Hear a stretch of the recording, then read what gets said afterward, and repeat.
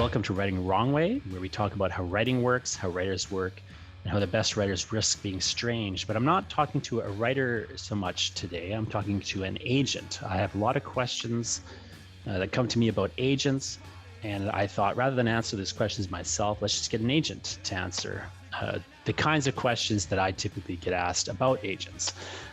And I think the best way to do this is to just really just dive in. There's links in the description for this episode where you can go to the manuscript wish list that Emmy has, and you can kind of walk through that with me and Emmy as we kind of get into what writers should consider regarding agents.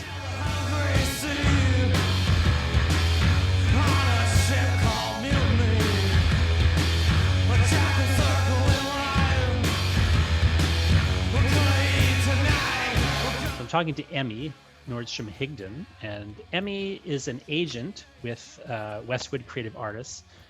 And Emmy, I think that a good way to kind of get through this, as we were talking about before, and I think something that would be really useful to you listening, is if we just walk through Emmy's manuscript wish list.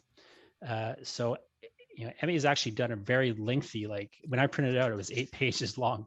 It's a very kind of lengthy, well-considered manuscript wish list. So you can find this, if you just search, for Emmy Nordstrom Higdon, my manuscript wish list, or, go to Westwood Creative Artists, their page for Emmy. We'll link off to this. And, there's all sorts of ways you can get a hold of this document. I'm going to quote from it and talk really specifically about parts of it and get, Emmy to explain a bit more. But I think just the first thing that would, I think, be helpful to everybody is just if you kind of would talk a little bit about how you come to be an agent, because as you note here, you've got a PhD in justice-oriented social work and even have peer-reviewed publications in public health and psychology. So I don't think there's an obvious path from that to being a literary agent. No, it's true. I did have a full career in social work. I would say that I practiced for about, I guess, on and off for 10 years or so before I came to publishing. So it's not the most traditional path to get here. I started working in social work when I was pretty young. I did frontline social work as an emergency shelter worker mostly, and I worked in mental health and addictions for a while. And that definitely informs kind of the approach I take to my agenting work as well. So I started, when I was working on my PhD, I started working at an independent bookstore in Toronto. I was hired here because I had a background in social justice work, and they were looking for someone to kind of help curate the shelves alongside, the regular bookseller kind of tasks of, like the retail world. But the store that I worked at did a lot of work with educators and with school boards. And so one of my primary responsibilities at the time was to kind of we read a lot of books and made a lot of recommendations to teachers and to caregivers and to educators of all different kinds about what kinds of books they should be including in their curriculum, on their classroom bookshelves, in their libraries, home libraries, all the way up to university course recommended reading lists, that kind of thing. And so I did that part-time throughout most of my PhD, just earning money. And at some point I decided I was also working in research at the time. And at some point I decided I don't think that I'm ready to jump in and go down this tenured professor route as far as my academic career goes. So I started thinking about different ways I could use kind of the research background I had and the social justice background I had to make kind of a lateral career move. And it was actually from listening to a podcast that I discovered what kind of the day-to-day was like for agents. And the more I thought about it, the more I was like, that's a lot of the kinds of things that I do now. It's just a different industry. And so, I ended up taking an internship at the Rights Factory. They were incredibly generous with me, sort of marching in, having no idea what I was doing at all. Sam Hyatt, who is the founding agent there, was incredibly welcoming and generous with what he was willing to teach me. And that was kind of how I got started. One reason I want to talk to you about an agent in this particular, being an agent in this particular way of going through your wish list is, as we were kind of talking about on email, I think a lot of writers have the idea that all agents are the same. Yeah. And that they do the same things, and For that, sure. there's not whereas I think you'd probably agree that like it's very much about this relationship you have with the agent, and do you fit with the agent? Yes, 100%. Are they a fan of you, in Yeah. a way, like, and can they represent you, not just where they're going to get you the most money and the most power, but like, Mm-hmm. are they like a good advocate for what you want to do? Because sometimes it can be a bad idea to get a bit of advance. Sometimes it 100%. can, Yeah. like there's a lot of like things that come into play, and it really gets into like, are you trying to accomplish as a writer? Does this person see like your vision and share your vision? And I'm just curious, before we get into kind of the minutia here, how do you Yeah. see the agent author relationship? Yeah, it's incredibly unique. When people talk about agenting sort of in a homogenous way, it mostly confuses me, because it couldn't be less true that all agents are the same. We're definitely all very, very different. And that's one of the things that's hard about the industry. It's also one of the things I like about it in some senses, because the way that most agencies work is that it's sort of a collective of people who all do the same kind of job function. But I would say that we all do it, at most agencies anyway, we're all given the freedom to sort of do it in our own way, which is something that I'm super grateful for. We all definitely have our own goals as well within agenting, and I think that that plays a role in the relationship as well. So one of the things that I'm really passionate about is advocating for marginalized authors, and seeing the kinds of books that I can see myself reflected in as a reader on shelves, whether that's like a literal reflection, like someone who shares sort of one of the identity markers that I have, or whether it's more of like a figurative, like an emotional reflection or a thematic reflection or what have you. And I think that there is space for more of that, like in the industry overall. So that's something that I take into consideration with all of my books. And it's not something that necessarily all agents do take into consideration when they're looking for authors to represent, or when they're advocating, choosing what they're going to advocate for, in terms of acquisitions, or in terms of what authors should be prioritizing, that kind of thing. I definitely have authors, like I would say my clients who I currently work with are on like a spectrum of, caring about or being invested in that goal of mine. But one of the first things that I always ask people who are querying with me is what their goals are and what they're looking for in an agent, because I'm not necessarily the type of agent, I'm not fooling myself in the sense that I know that my role is primarily as a salesperson, but I don't really see myself as like valuing that as much as I value, getting books that I think are really, really important or thought provoking or interesting for some reason, into the hands of readers. And so, yeah, I do really think that. And it's also true that the business considerations of agenting aren't necessarily as straightforward as some authors think. So yeah, the advance is a really, really good example of that. I mean, it's great when we can get a huge advance for an author. Obviously, we want everyone to be well compensated for their work, but in terms of being especially a debut author, there's a lot to think about in terms of how that will reflect on you going forward. Also, like whether or not your sales are able to match that advanced amount so that you end up getting royalties, which are a more sustainable source of income. There's all kinds of considerations. So I think that, yeah, the role of an agent is not necessarily kind of a one size fits all model. I think it definitely has a lot to do with where authors see themselves going and what kinds of supports they're looking for in their work. I think the advance is a nice, quick example of something I want Yeah. to talk in a bit of a different way about, which is there's a lot of, I think, assumptions or myths that people have about the publishing industry and about agents and how they fit into the publishing industry. And I see a lot of them tied to advance. One really simple thing a lot of writers don't understand is that there is a tax difference between this big giant Huge. chunk of money Yes. and a bunch of smaller amounts of money. Yeah, absolutely. So like you could get that same amount of money coming in a big lump sum, or like over a couple of years in royalties is going to Yeah, get taxed differently. Like exactly. so there is like really just simple practical things to consider, but then there's like the death spiral, as you of like, the midlist death spiral, I think it's been named, where the orders coming for the next book are going to be contingent potentially on sales of this book. Like there's all sorts of like complicated things that I don't think authors should think too much about that stuff. No. But it's like you need to either be thinking about it or have the agent thinking about it for you, right? Like and not necessarily just the obvious things. Like one thing strikes me in your wish list here, just to kind of jump ahead to a different section. So there's a couple of things like this where you note here, I have a strong preference for standalone books. I think most writers would be surprised by that, because there is a perception amongst writers that agents and publishers want series. I don't think that's really true at this point. I mean, it's sometimes true, sure, but I think, can you talk a bit more about that? Why do you have a strong preference for standalone books?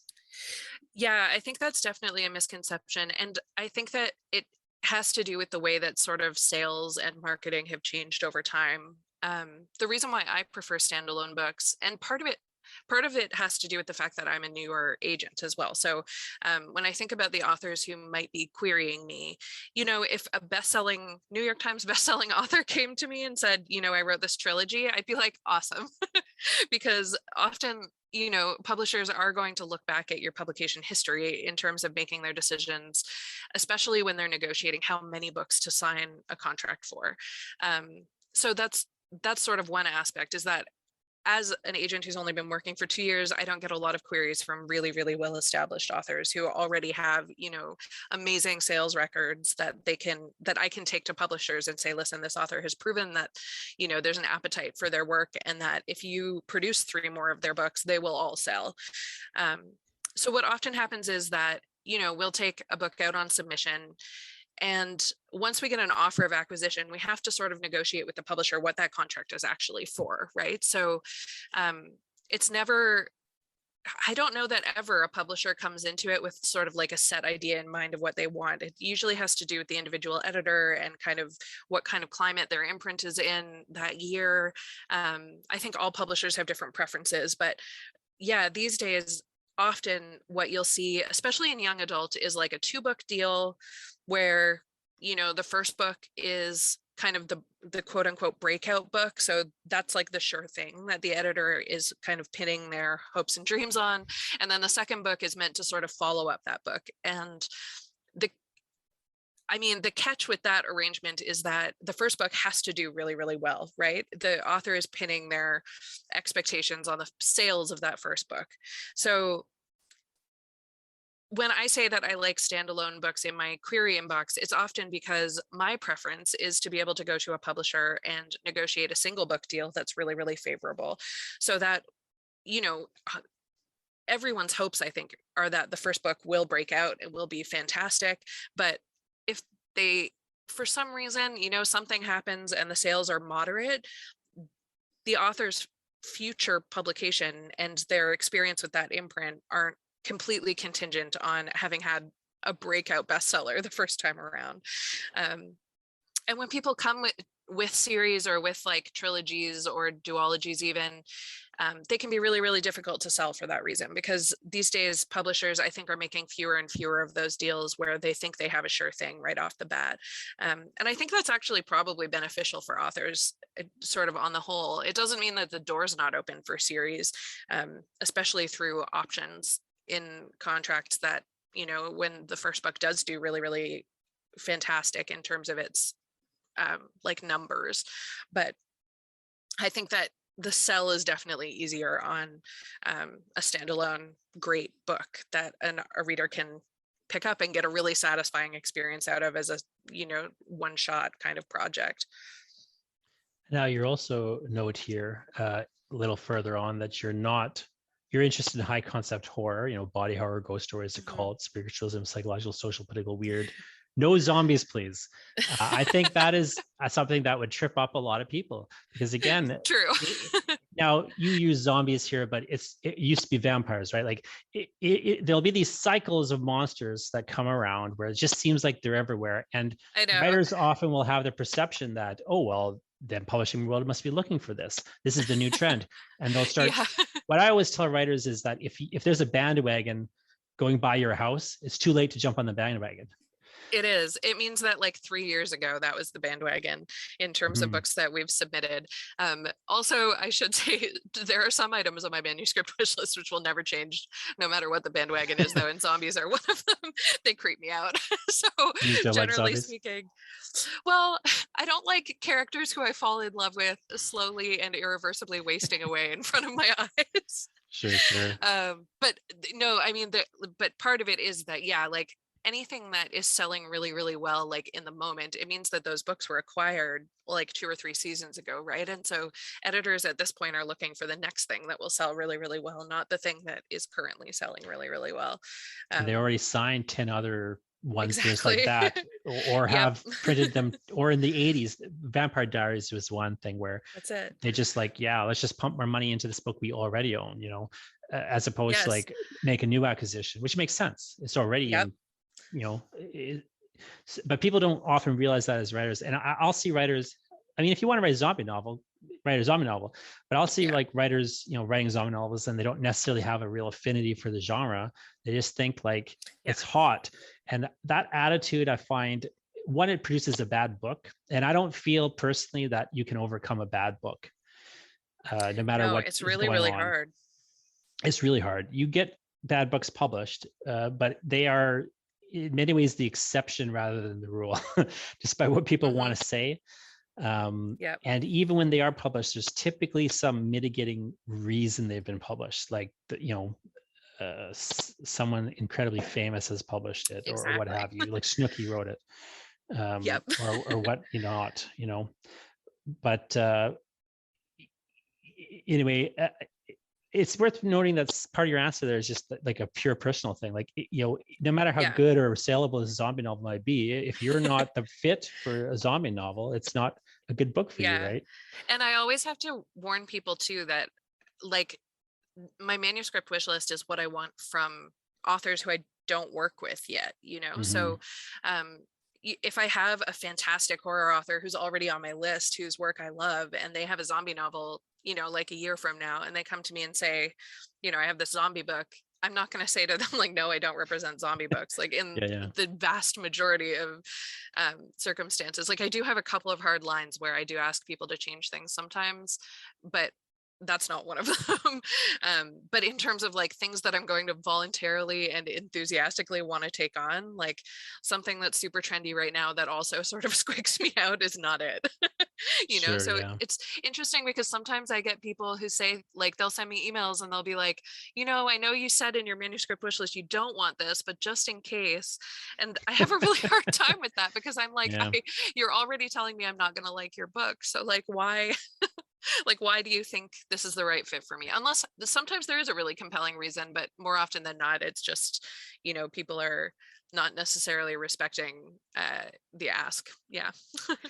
Well, you also mentioned here you're not seeking books with plague, virus, and pandemic themes. Again, I think like a Yeah. lot of authors have a weird misconception that this is something the publishing industry wants. Oh my like God. this I moment. think we're very divided on that.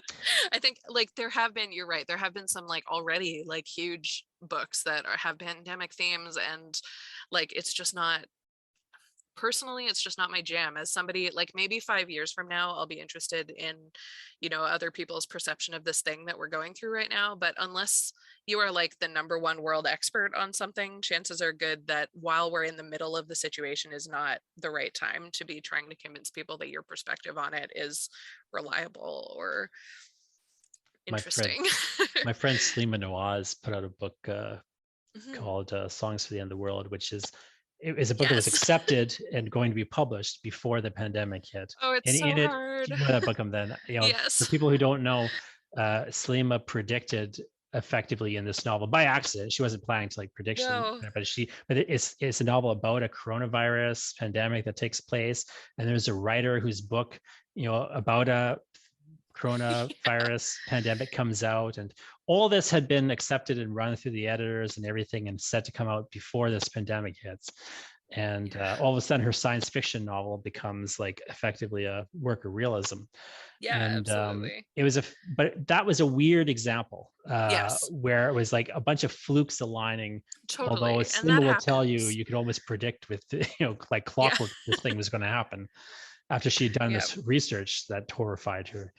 But for the most, Yeah. but even that book, which was like right on the forefront and the cusp of all this stuff, there's a lot of hesitancy to publish it. And when they published it, Yeah. and they were planning to publish it, of course, but like if you get the book, like this isn't even a tale out of school. Like if you get the book, the first thing you'll read is like, this book was written before the pandemic Yeah. hit and blah, blah, blah, blah. Like they're very much, trying to make it very clear that this isn't an attempt to like cash in on a pandemic or anything. And it's a Yeah. And wonderful that's book. really like, But for the most yeah. part, I think people have that attitude that somehow there's some, new popularity here. Yeah, it's very weird. I mean, I think that there was some popularity to those kinds of books beforehand, right? Like, Mm-hmm. I think that they're like pandemic books, dystopian books, like all of that kind of stuff. I think that there is a very different perception about it now than there was like 3 years ago. But there's always been a market for that. I think that the thing is that, like, yeah, it feels weird to me to want to like bring capitalism into that, the way that we're all processing these feelings.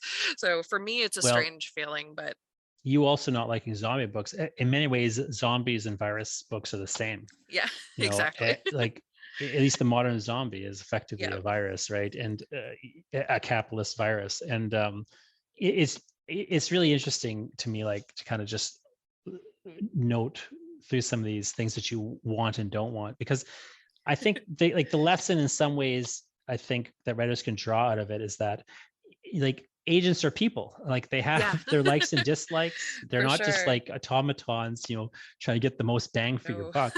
They're really trying to work with the writers that they find interesting, Hmm. that they think they can do a good job working with, and really help kind of bring these books into the world in the best way that they possible, which may or may not Yeah. involve, how the writer thought in their with context, was the best idea. Yeah. And honestly, I could probably go through my manuscript wish list and color code it for like what things Mm-hmm. are personal and what things are like market and what things are like just Sure. traditional publishing challenges that like I'm not like the best at, or that I'm not the strongest in. Can you talk about some of the terms that you use that I think are Mm. common terms, but a lot of writers don't know? Like, for example, upmarket. Not a lot of people Yeah, know what upmarket means. So could you just maybe explain that, and also just the difference? You represent both literary and commercial fiction, I do. whereas some authors don't, or some Yeah. agents don't. But can you just explain a little bit about, like, one, what's the difference between literary and commercial fiction in terms of how like an agent would use those words and how they're used in the Absolutely. industry, and also what's upmarket mean? For sure. So for me personally, it mostly comes down to the writing style when I'm reading a query. Literary books tend to be, for me, like more on the meditative, kind of poetic end of the craft spectrum, whereas commercial books tend to be like much more on the accessible end of the craft spectrum.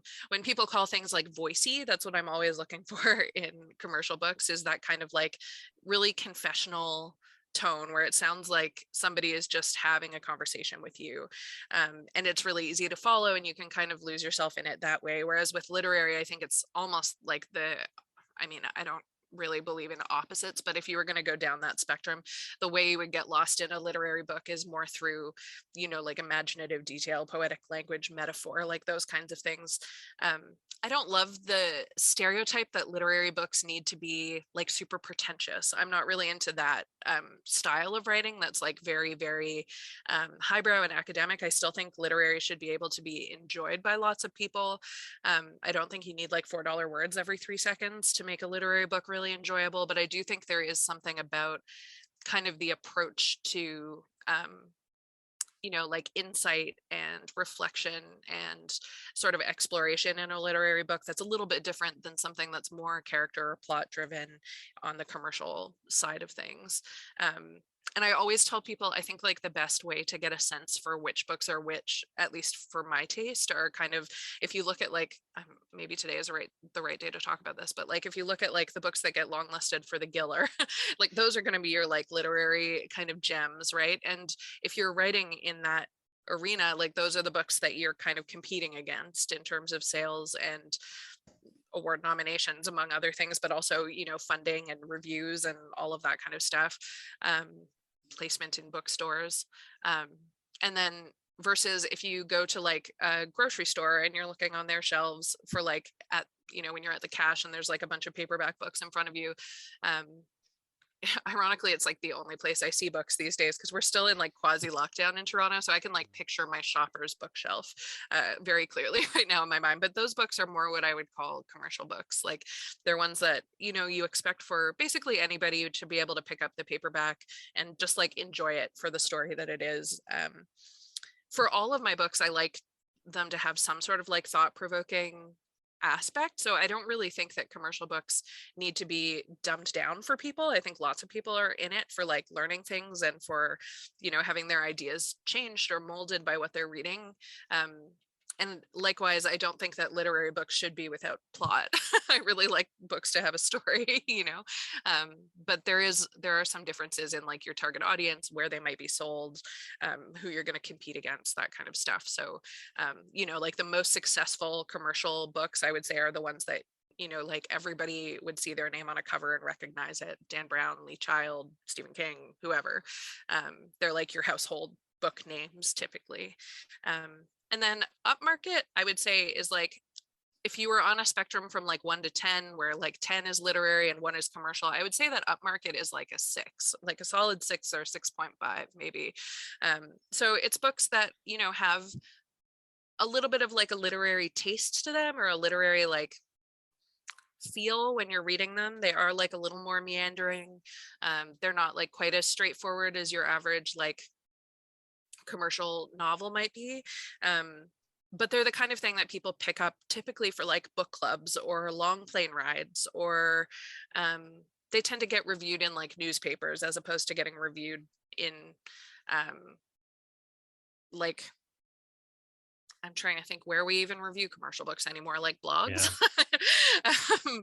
Like, but yeah, they tend to be, I would say they're like in the middle in terms of accessibility and in terms of like the speed at which you might be expected to read them, or what kinds of audiences they're targeting. I would compare them to like when people say like women's fiction, they often are referring to like upmarket books, or like book club books are often, I hear a lot of millennial fiction these days, which I think is like the most funny term, but I think that in a lot of senses, people mean upmarket books when they're saying those kinds of Or things. upmarket YA or something. What I Exactly. found upmarket these days seems to be the new word that people are just using Yes, for in between commercial literary. Like they exactly. used to say slipstream, and then they were saying Totally. something else before that. I forget. Like things Publishers like, also love to say like genre bending. That's like the word I yeah, hear all the time. It might not be like 100% a genre book, which we would categorize as something more commercial, but it might have aspects of genre, which like takes it out of that kind of like pure literary, you know, like Time field. Traveler's Wife, I think is the Yes. example I always use. It's like it's clearly a science fiction book, but it also Yeah. is clearly like a, you know, kind of quote unquote literary. Like I feel it's like kind of. Station 11 too. People like hover in the Hmm. bookstore, like, where does Hmm. this go, you know? Yeah, and it's weird. It's almost like a kind of like horror. I think is a interesting genre to look at So because interesting.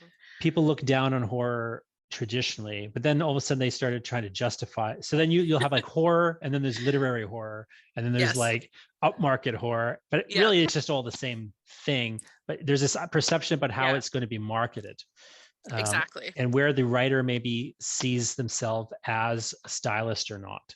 Yeah, that question of marketing really, it's something that comes up like way earlier than people think it does. So like when you're saying marketing, you're meaning like when people are like, you know, getting their ad on a bus shelter or whatever. But like Mhm. when we're thinking marketing as agents, often it comes like even when I'm pitching a book to an editor, Yeah, because sure. like I actually really hate it. I think it's something that editors and agents both really struggle with, but often imprints aren't open to things that they aren't familiar with, right? So if you have a really, really commercial imprint, I wouldn't be able to pitch them like a literary horror book because it's just not something that they necessarily know how to sell or have the connections to publicize, or even like sometimes their editors won't really be like the most qualified editors for that genre. But if I come along with like something that's really, really great and super marketable, then yeah, they're all over it. So that question of like where your book fits in the market, like I think about that even from the query stage, which is like a little premature. Maybe there's still some shaping to do at that point, but unfortunately, like it really does determine a lot about how I build my submission lists and who I know who might be interested in buying the book or publishing the book. I think there's a lot of misperceptions that surround this topic that Yeah. writers have. So one really common one I hear a lot is people pitch will tell me like, oh, I'm writing a book that it's a zombie novel, but it's also a romance. So it's like fans of romance and fans of zombie novels will both love it. It's like, no, actually, neither fans of romance nor zombie novels will love it. Exactly. Only like this Venn diagram in the middle will love Yeah. it. Now, those people will love it. Yes. And there is a market there, and it may be a very profitable market. But you got all of a sudden, you've actually like when you pitch it to your agent, the agent isn't like seeing it the way you're seeing it because you've got the No. wrong lens on. Yeah, you've already created a huge hurdle for yourself because Mhm. if I take it to a romance, in fact, I actually did this, and I'm sure that the client wouldn't even mind me talking about it necessarily. I did this early on in my career because at one point, um, I definitely thought romance authors were a little more flexible than they actually are prior to, like, I had a lot of learning to do in the romance kind of sphere when I first began. And it was one of my like first big projects because I really like reading rom-coms, and I sort of thought to myself like, oh, there's lots of, like there's lots of different rom-coms. So surely the other romance genres, there's wiggle room too. Incorrect. Wrong. Romance is so formulaic. And if you have a book that has romance elements, that's great. You can pitch it to general like contemporary editors and that's fine. But if you're writing a romance book and you want it to be sold by a romance publisher, it really needs to check like very specific boxes. So unless like once your book is romance with paranormal elements, like if it doesn't follow all of the very specific guidelines for paranormal romance, like you're pretty much done. And I had this experience with a romantic suspense book where I was really hopeful and excited about this great book that I signed that was 100% romantic suspense, except that the protagonist wasn't law enforcement. I don't like representing books that have law enforcement in them. It's just like a personal taste and values thing for me. And so I thought this is awesome because it's like a nice twist on, like the romantic suspense genre. And we could not sell that book. I still haven't sold it. I love it so much. And like I can sing its praises until the cows come home, but unless I have a marketing team that's willing to take the chance on it, like there's just no way. People who read genre books, like they come in with a set of expectations, and if you're not meeting those expectations, like they're going to put the book down and they're going to be mad about it. So it's really tricky. And it doesn't mean that you can't, take that book to another place necessarily, but No. it's like it does sort of like there is like a limitation that is Mhm. built into the book. Now that limitation could change because Yeah, the markets change, but I think like a lot of writers just don't understand the market, and that's it. And they changing the market is very slow. Like it has to be very yes. incremental. You can step like an inch over the line of what the genre expects of you.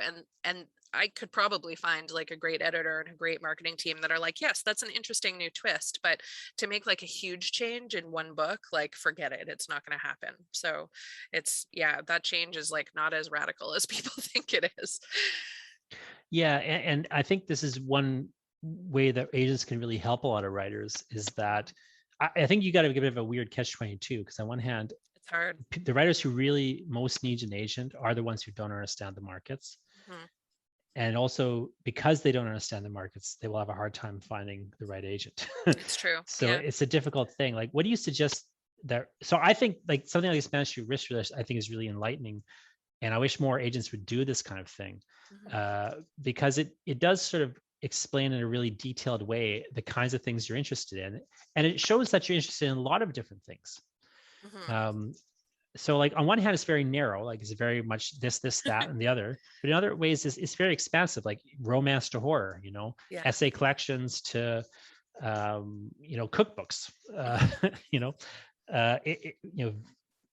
it's a fascinating wish list in that respect, like the diversity of it, but also like the way in which you've got these very specific things you're looking for as your preferences.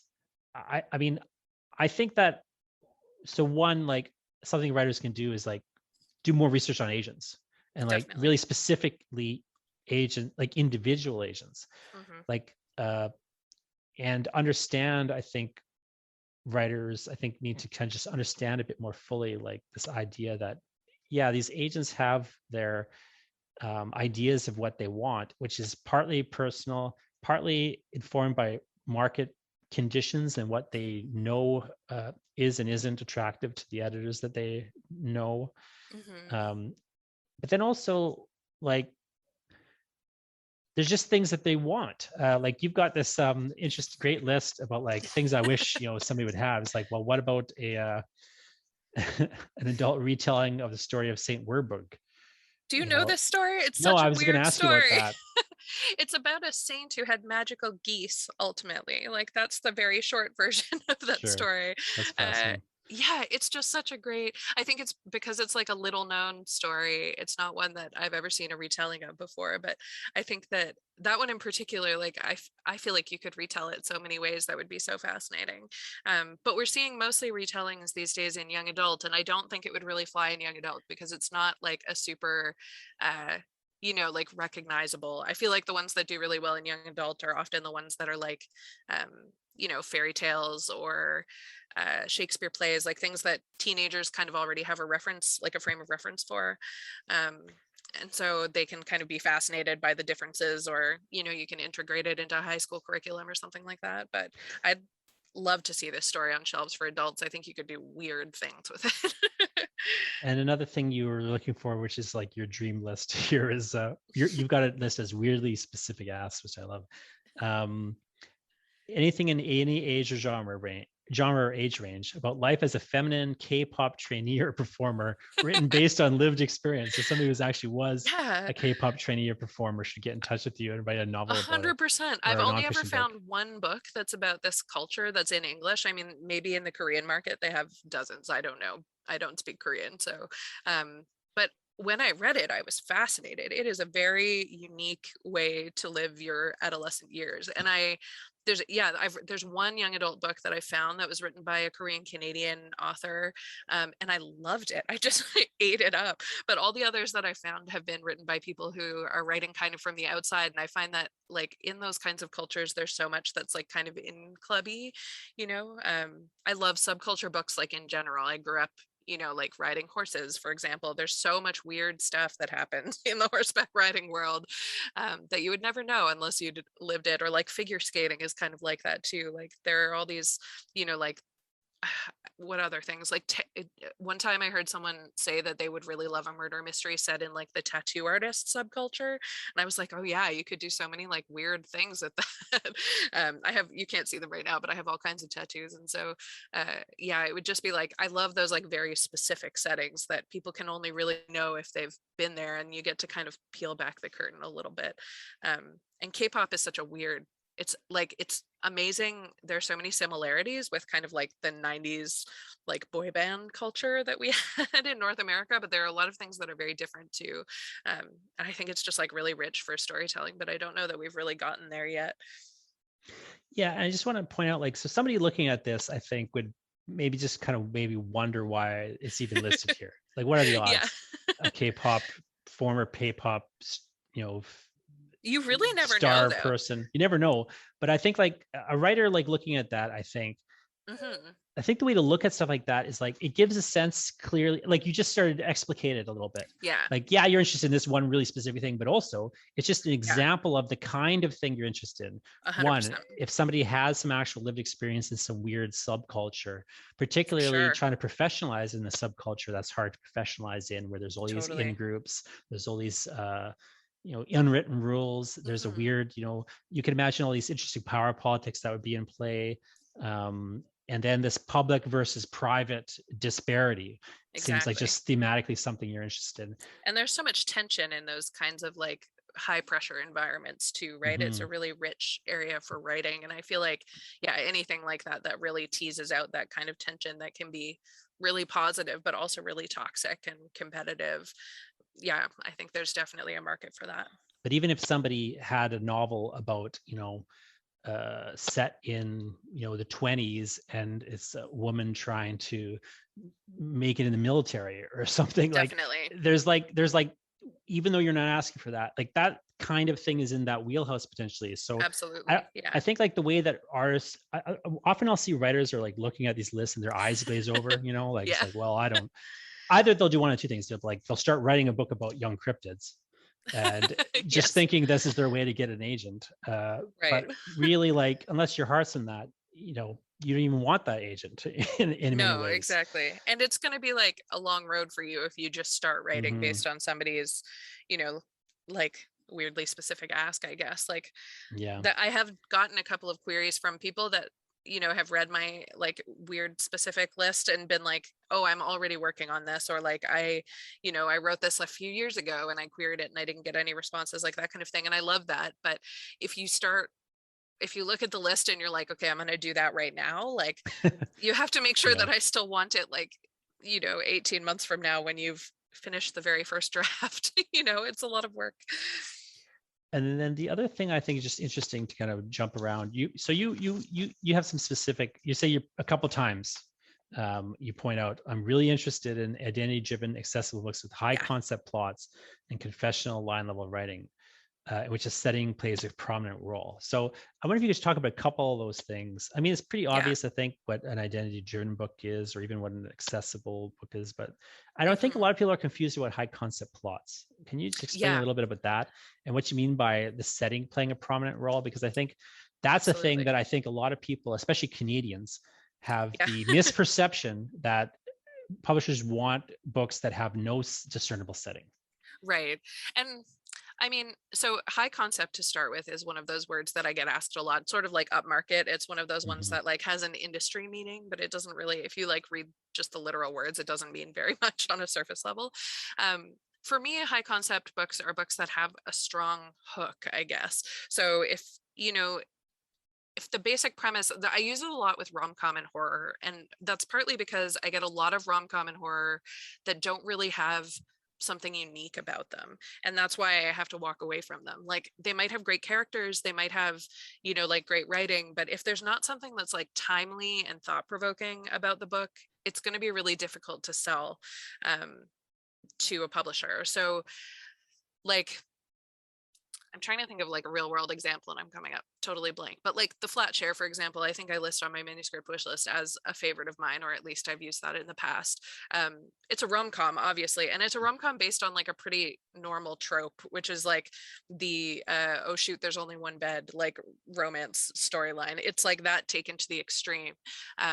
The hook, of course, is this idea of somebody like sharing an apartment with a stranger. It's a weird concept. It's like something that like most people would not consider doing, but the characters in this book are sort of like in these awkward circumstances that make it the right fit for them. And that makes it kind of fascinating. And sort of the K-pop book is actually a good example of that too, in a way. Like I love books about subculture and I love books about like power and how do we get power and how do we navigate places um, that are like high tension places like in the world. I think those things are really interesting, but K-pop in particular is like something that I think not many people in North America know an awful lot about in the way that people who have lived in that culture um, know. And so like that's something for me that would be really hooky. It's like a really unique kind of approach to storytelling. So whether it was like a horror book or a rom-com or a contemporary story, whatever, like the idea of setting it in kind of like this K-pop world is something that I haven't seen very much of. Just like the flat share, I think was very popular because it took this like very familiar trope that like romance readers already loved, but it put this really strange kind of twist on it where, these people were forced to share an apartment together and never see each other. Like that's a weird thing that most of us don't go through. And I really like that. Actually, Satellite Love, which is a book that came out this year, is another one that's like, I just feel so strange about in such a great way. Like, it's just your basic love story, except that one of the protagonists is a literal space satellite. Like, that is an odd Sure. concept, you know? It's not something that comes up all the time. So when I say high concept, usually I'm looking for that hook. I'm looking for whatever it is that, like, when I read the pitch of the book, I'm going to go like, okay, I'm like understanding this, but like, there's going to be something in there that I'm like, oh yeah, I definitely want to know how that turns out. Here's the example I always use to Mhm. explain the concept. So this is a log line for a story I just haven't got Yeah. around to writing yet. But it's the second oldest man in the world tries to kill the oldest man in the world to get into the Yes. Guinness Book of World Records. Hmm. So it very quickly is like Yes. as you say, it's hooky very quickly, but it also like gives you the conflict, Totally. and it's very Exactly. clear like the kinds of things that would happen, Yeah, and even for sure. the tone of it is clear. It'd be a comedy, right? A kind of Yeah. dark comedy. So like there's a lot like kind of packed into a really condensed That sentence like makes me that. think of, what's that series that's very popular right now? Is it it's a day of the week, Tuesday or Thursday, Murder Club, that is, Yeah, you know, the like it's Steve all about Martin, like, David, yeah, like yeah, I haven't seen it yet, true but I crime and just murder and they've been whatever, but advertising it it's to me. seniors, you know, Yeah, which yeah. like that's something that I think in cozy Hmm. mysteries we've seen it, but not so much in like the drama thriller, you know. Yeah, Hmm. exactly. It's got like a weird twist to it that you like maybe haven't. It's, I think when people say that like books have like a je ne sais quoi, like that's what they're looking for, is that thing that like piques their interest, you know? Yeah, my friend Phil and I came up with that log line. And what I Yeah. like about it as an example, I think for me, high concept, I think the easy way to explain to people is like when you hear that sentence, you know if you want to read it or not read it. Yes. 100%. So very quickly, like the concept is clear enough that it, or high enough as you want to, that it filters in or out like the Exactly. audience. And Absolutely. now you've got a couple Oh, other and quick then there was things. something else in there that you wanted me to dig into, which was the Oh, setting, which, right? yeah, the setting things. You started talking a little bit about that. Could you talk to me a bit more Yeah. about why the setting is so important to you? Because I think Yeah. a lot of people have the idea still that every book should be set in New York, even if For they've never sure. been to New York. You know what I mean? Like, Absolutely. I mean, for me, setting is, I always tell people that like this is a bit of a cliche way to talk about it, but I always tell people that like setting is basically one of your characters. And what I mean when I say that is that like it needs to be, for me at least, like as fully developed as your characters are. So it has, you know, like a firm sense of place. It plays a role in your story. It has, you know, physical and emotional characteristics, all of those things.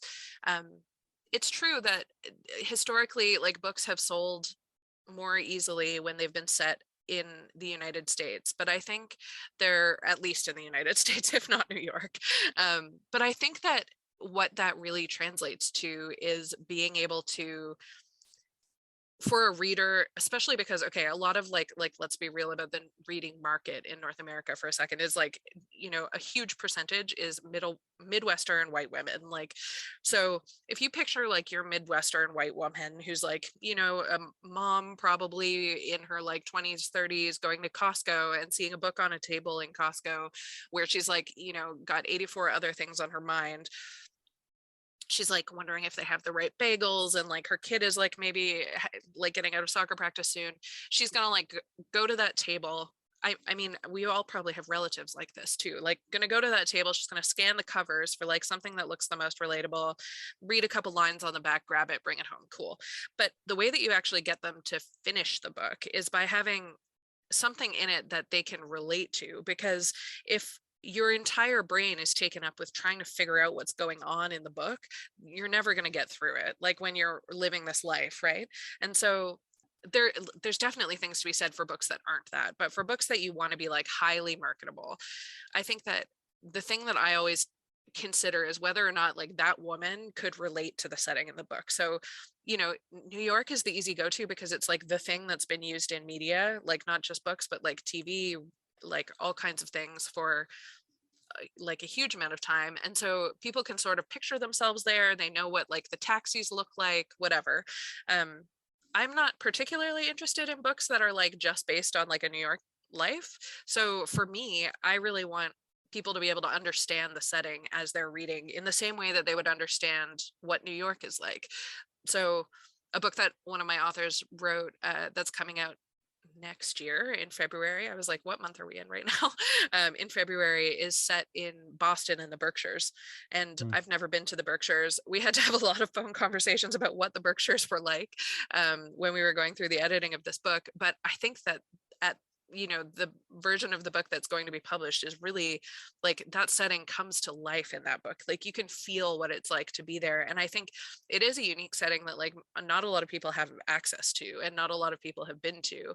But if it's really well crafted, you can still get that same relatability and that same sense of place that you would get from a book, that used all those invisible, easy kind of shortcut clues to tell you that it was set in New York or that it was set in, the Hamptons or somewhere that's like a little more known. So I do think that, I mean, there is definitely an appetite for books set in New York. Don't get me wrong. Like it's definitely an easy sell to an editor to be able to say like that city that you live in, it's set there. The majority of editors live in New York for the big five publishers. But I think that if you're going to go outside of that, it has to be something that's really, really rich and lush. And that way people will love it just as much as, like if it was something that they were familiar with before picking up the book. I think there's just also, you mentioned before, like you really like how when the setting is almost like a character. And I think there is a really strong draw to books where, in addition to the plot and the characters and so on, they're like learning something or immersed in the location, in a way that is almost like a vacation, strangely. Even if you don't want to be there, it's like you're on an island with a monster. We're trapped in this factory. Like even if you don't want to be there in that location in real life, there's an appeal to the insularity of getting to know like an environment. The way that like an office comedy, like The Office is part of the attractiveness of it. For sure. Or you mentioned the K-pop thing. Like I can imagine like that just being fascinating. Totally. Not even caring that much about K-pop, but like I can see like the power plays that would. One thing that's fascinating about J-pop is that a lot of those bands will own theaters and they'll play every night. Which is amazing, right? Which it's is so amazing. Bizarre. I mean, maybe they're not doing it these days, but like broadly speaking, like it's just such a foreign way of doing things compared to like how we think about a band touring around. But they don't have time to tour around. No. Like they gotta play every night, 3 times a night, or whatever. And so it's just the unfamiliarity of that world, if it's drawn well and if it's compelling in and of itself, I think is like, you can see very easily, I think, how that would be attractive. Whereas like, not to pick on New York or anything, but like there's certain locations that have become generic. And they can be very well done still, but they often just are kind of like the readers kind of is fine with them and it passes by. Like as you say, they don't want to be in a world. And they don't want to be in a world where that doesn't make sense to them. Right. But they would rather have a new world make sense. Exactly. Now, and when you mentioned like an island with a monster on it, like that book is going to be way scarier if not only you're battling with the monster, but also like you have this hostile island, right? Mm-hmm. If you really build that out as like an element of your story, to me, there shouldn't be anything taking up word count that's not intentional. So if that's part of your story that you want to write in, that you're like on this weird ass island somewhere, like write it in, like make me feel like I'm there. And then if not, then set it in New York. It's fine. I think there are tropes that writers go to and because they're comfortable with it. And I always tell people, like when I teach creative writing, I'm like, you got to like identify those things and then question them, because it's not, people will often make up these rules of writing. It's like they say like, oh, well, you can't have a character wake up in the morning at the start of a story. So that's usually a bad idea, but you could do it. What if you put them on a houseboat? What if they wake up and then they're drinking coffee on this houseboat? They kind of like, they wake up, they're in a swamp, drunk on a houseboat. They dump their leftover still alcohol over the side. They scoop up some swamp water. They drain it through a sock, exactly. And then they start making coffee with it. As they're drinking coffee, the cup shadows because somebody is shooting at them. That's like, it. That's not your average morning, right? Right. But like it is still the morning waking up. Yeah. It's just that I've just taken and deconstructed the elements of it and just made every single one of them unfamiliar. Totally. So it's machinic. I can do that on a very simple craft way without even necessarily thinking too much about it. But like writers will not often do that kind of analysis of what they've done. Like they're just kind Absolutely. of like go with this trope or that trope. And Mhm. it's not that they can't get away with it if they kind of just, in that case, I'm just using the setting really, and then just introducing a conflict element. But like, Yeah. it's the unfamiliarity of it now.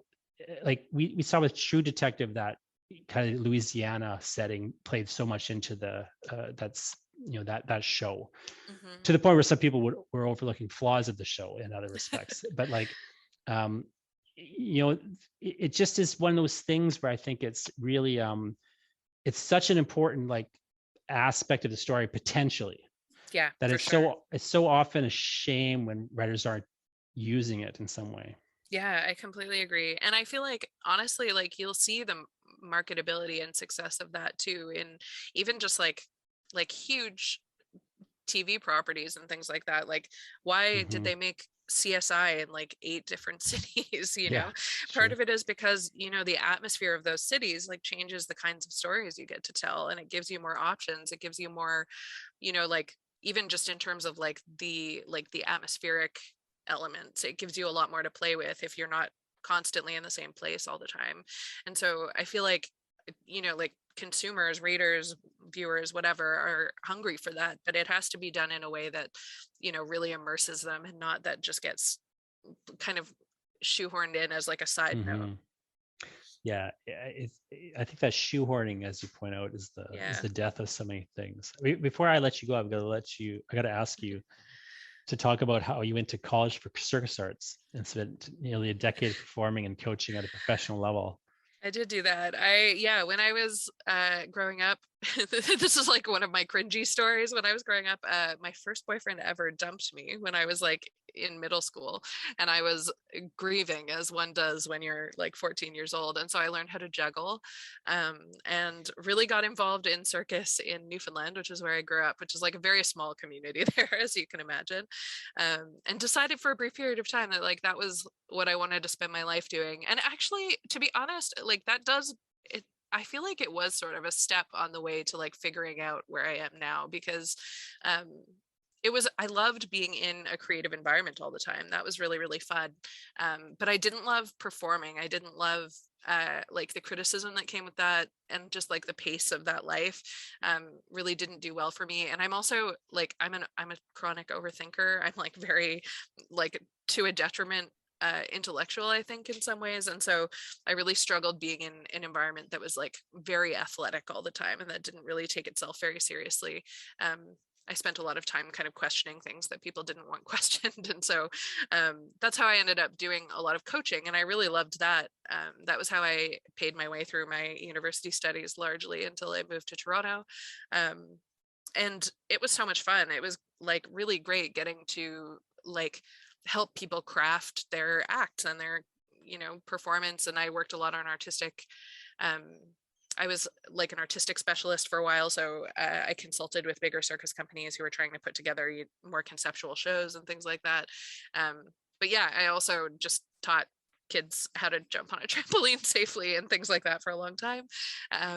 Yeah, it was super, super fun. And when I decided to leave, it was mostly because my body is just like couldn't handle it anymore. It's not a very friendly profession for grown-ups. And so I ended up getting a bunch of injuries and stuff. But I think that publishing is like the first sort of job I found where I'm like straddling both kind of artistic and intellectual worlds in a way that's really, really satisfying. So um, I do feel like my circus life is like a little bit relevant also because when I read books about the circus, I get like a little bit hypercritical of them, I think, when they are unrealistic to sort of the challenges that people face in that industry. So that's another subculture that I love when people delve into.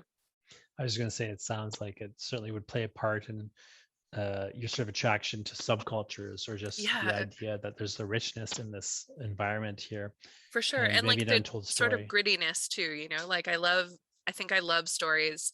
I think a lot of people do, where something that's like really shiny and perfect on the outside, like you really kind of get into what's maybe creepy or twisty or tense on the like The behind the sheen. David Lynch sort of Yeah. idea of like this, the surface and the depth being at the strange opposite ends of a spectrum. Yeah, I think the like popularity of domestic thrillers has really put that into high relief over the last few years, that, we all have a little bit of that voyeur in us, that, you want to see what's going on behind the facades of things.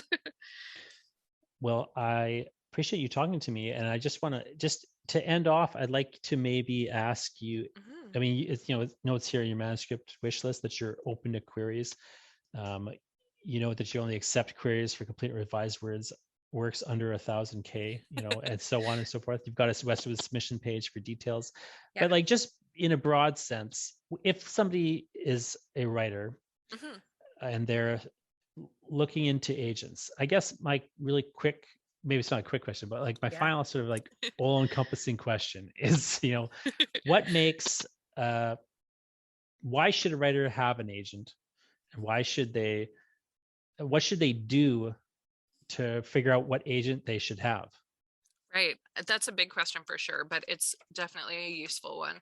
Um, I think that, so what I always tell people, and you and I were talking about this a little bit before, because um, I do sign authors that are like at various stages in their careers, right? And so I think for different clients, you always play like a bit of a different role depending on where they're at and what it is they have going on.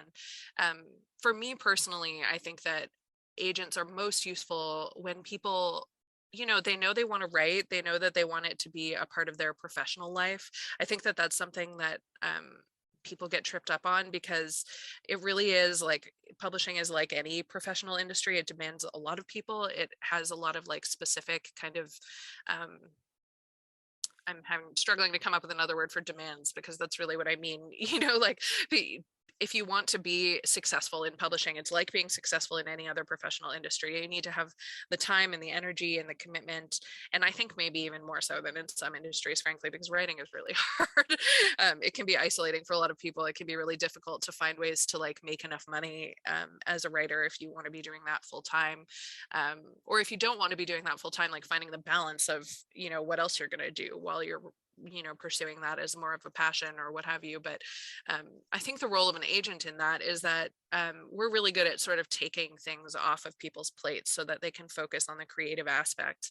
And I think that it's very difficult for authors to well, for anybody really, to sort of compartmentalize the fact that publishing is so much about capitalism when it comes down to it. I feel like I always say to my authors, like, publishing is, there's lots of good things about books. Like, books have all kinds of like awesome layers to them, but publishing as an industry is capitalism all the way down.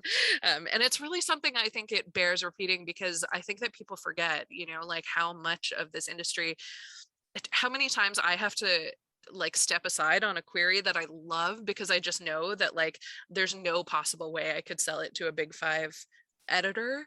Like, it's really, really hard. So I think that having those kinds of capitalist considerations, like sales of the book, like contract negotiation, like, like chasing the publicity team to make sure they get back to you, following up on like, when you've got a publisher who's like not getting back to you about like your cover design or whatever, all of that stuff, like that's what I spend most of my days doing when I'm not, like editing or reading queries or whatever. And I really enjoy, like, I'm a very type A, like organized person. And so it gives me a lot of satisfaction to be able to take that kind of stuff off of people's plates and be like, listen, this stuff is really hard to navigate. So you focus on like writing the thing and making it really perfect. And I'll focus on all the rest of this, you know? Um, I think that some authors struggle with that. Like, I don't know that it is right for every author. I think a lot of authors who have a background in particularly self-publishing, like they like to have all of the control over every tiny little aspect. And sometimes that can be difficult to have if you have an agent as like sort of a middle person in that like relationship between you and your editor. So I think there's always like a balance to find. Um, but yeah, I think that that's sort of like the strength of having an agent, is not having to learn all the minutia of the industry, in the sense that um you know how to do a proper submission or like how to format the document, like all of that kind of stuff. um I think that those are the reasons why agents have a lot of appeal to authors, because it means you can focus on, your creative relationship with the editor who ultimately acquires your work. You can focus on what you're going to write next and what you're writing now, as opposed to wondering who you should submit it to, or what the trends are in publishing these days, or what have you. But in terms of looking like what to look for in an agent or who to look for, I think it does take a lot of work. And I think that a lot of people are very anxious to rush through the query process, which I totally understand, because it's long and it's stressful and it's super annoying. But definitely, like, I've had to step aside sometimes when people come back to me and say, like, I have to make a decision in 1 week, because I'm like, there is no possible way I can get to know you enough in 1 week. Like, if you've just sent me like a cold query like 2 days ago, like, it's just not a thing. Sometimes I will enter into those fights if it's an author who I've known and enjoyed their work before, because I know kind of the creative side, what I'm getting into a little bit more. But very rarely, I'm much more likely to sort of say, like, what, like, probably if that's your priority, if that timeline is your priority, I'm not the right person for you. And part of that is also setting up realistic expectations, because publishing as an industry overall is the slowest. So it's important to know going into things that, like, things aren't necessarily going to happen in a couple of weeks. It's more likely a couple of months or a couple of years. So it really is a long game for me. I hope that was very rambling, but I hope it answered your question. No, I think it makes perfect sense, and is a great answer. And so again, people can find more about Emmy at Westwood Creative Artists, the agency that Emmy works with. And where else are you online in a useful capacity? I do have a book blog, which I refer people to sometimes. I started it when I was a bookseller, so I post less frequently now than I used to, but it's at booksbeyondbinaries.blog. And if people want to get a sense of the kinds of things I like, that's like a really great place to go, because I interview authors and review books and things like that there. I make reading lists and stuff. And so if people want to get a sense for like the kinds of things I'm reading or the kinds of things that I'm enjoying, that's a great place to look. I'm also on Twitter, Emmy_of_spines, like book spines, but also like creepy spines. And I try to post as much as possible about kind of like the things that are on my mind, or the things I'm consuming, or my timelines, things that will be useful to authors, and not just screaming into the void of Twitter. Nice. Well, thanks so much for talking to me, and have a great day. And Thank you. Thanks for, helping to enlighten people a bit about the very murky waters of publishing. Thank you. I think often are kind of intentionally murky. So I always appreciate when people like yourself are kind of stepping out to try to kind of clarify things for people, for writers who I think otherwise, it's a hard industry to kind of get a handle on in many respects. It is. Yeah, it definitely is. Yeah, and I think there's a lot of reasons for that, but certainly one reason is just that there's a kind of a weird investment that the industry has in keeping the waters murky. Oh my gosh, we can do a whole other podcast on that one day. Well, maybe we will one day, yeah, for sure. But thanks so much for talking to me, and have a great day. You too.